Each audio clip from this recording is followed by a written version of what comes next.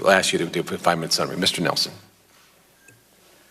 Good morning, and thank you, Mr. Chairman, and the members of this committee for hosting this event and hopefully supporting clean sport. As a 9-year-old, I remember watching athletes like Mary Lou Retton and Edwin Moses represent the United States of America in the 1984 Olympic Games. Their performances inspired a generation of childhood dreamers like me, at least for a moment, to imagine what it would be like to compete at the greatest stage on the world, culminating in an unforgettable medal ceremony accompanied by my flag and my national anthem. 12 years later, I competed in my first Olympic trials as a shot putter, finishing last in an effort that fueled the dream for 4 more years.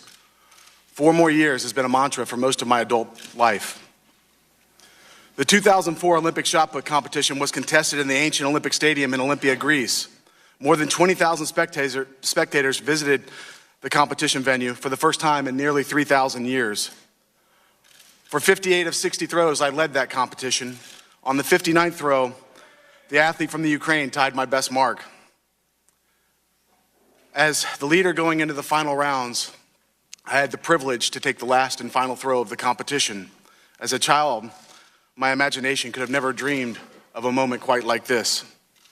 But these are the moments that make the Olympics great. And I can remember everything about that moment.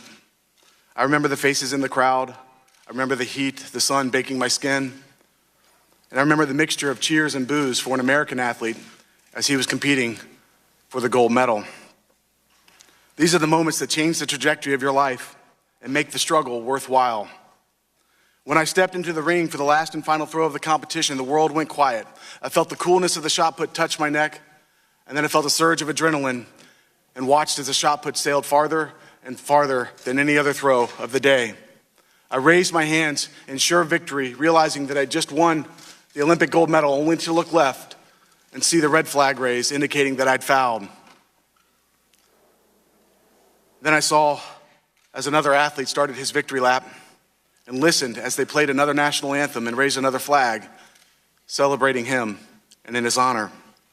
For 8 years, I lived with that result. 8 years later, I received a phone call from a reporter informing me that 5 athletes had tested positive in a retroactive drug testing from samples from 2004. The last 8 years of my life had apparently been based on a falsehood. A month later, the same reporter called me to inform me that the IOC was meeting that day to discuss whether or not to vacate his position or reallocate those medals. While on that call, the news hit the wires, and the reporter informed me that I was now the Olympic gold medalist.